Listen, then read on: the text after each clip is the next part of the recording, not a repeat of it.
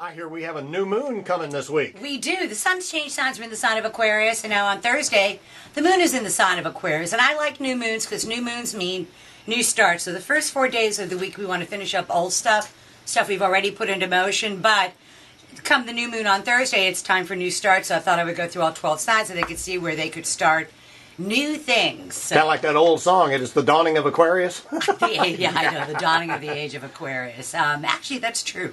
So for Aquarians, it's new starts in personal relationships. That's the thing that really has their attention is themselves. They're really very much, over the next 30 days or so, going after what it is the Aquarian wants, because their wants, their needs are at the top of the list. So for Pisces, it's a time it's the end of their solar year. They have no energy, they have no vitality, they don't even really feel like getting out of bed in the morning, and it's hard to be a Pisces on a good day, let alone when your energies are low. So to Pisces, I say don't bite off more than you can chew.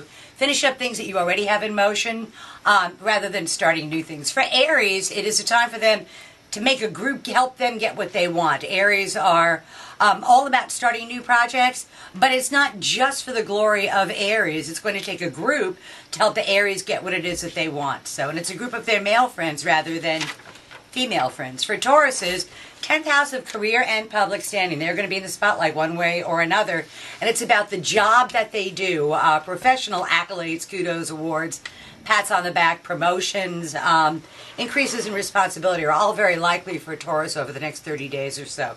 For Geminis, the law's on your side, and when it is, I say use it. And important matters go very well for Geminis. They have really been struggling back and forth, but for them, the law's on their side over the next 30 days or so, and they can bring contracts and negotiations to fruition, and educational matters go well for them too.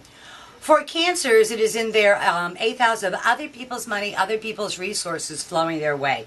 And Cancers need to maximize an existing resource and to take advantage of the resources that they share with other people rather than going out looking for brand new resources to exploit. For Leos, in the spotlight, this is the put your money where your mouth is kind of a transit. It's the everybody's looking at you saying, okay, you said if you were in charge, you would do this, this, and this. Let's get to it. Let's see what you could do. So, oh boy. Yeah, it's a put up or shut up kind of a new moon for Leos. For Virgos, it's about work. It's about work. It's about effort. It's about just flat out hard work. Not a lot of glory in it, but a lot of satisfaction from doing a job well and helping people while you are doing it, because that's what Virgos need to do. For Libras, it's in their 5th house of love affairs, amusements, pleasures, entertaining things. Libra, in particular, are going to have a fun time, Andrew and Nikki. If they're single, they'll attract someone. It's a time of them focusing on their love and their creativity. For Scorpios, it's in their 4th house of home, and there are things that they need to deal with at home, and they have not wanted to deal with, and they know what the right decision is, and they don't like that choice. And somehow over the next 30 days or so, the universe is going to say, okay, if you don't make this choice, I will make it for you. Uh-oh. And I'm a much bigger fan of acting than reacting. For Sagittarians, it's in their 3rd house of day-to-day living. The pace of their life is about to pick up to warp speed.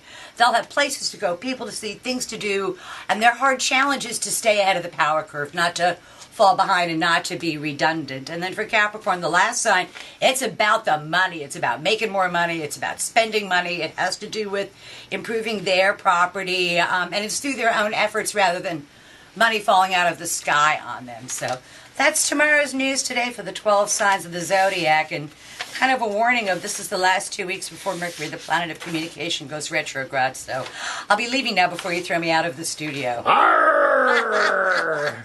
See you next week. Oh, see you next week. Always a pleasure.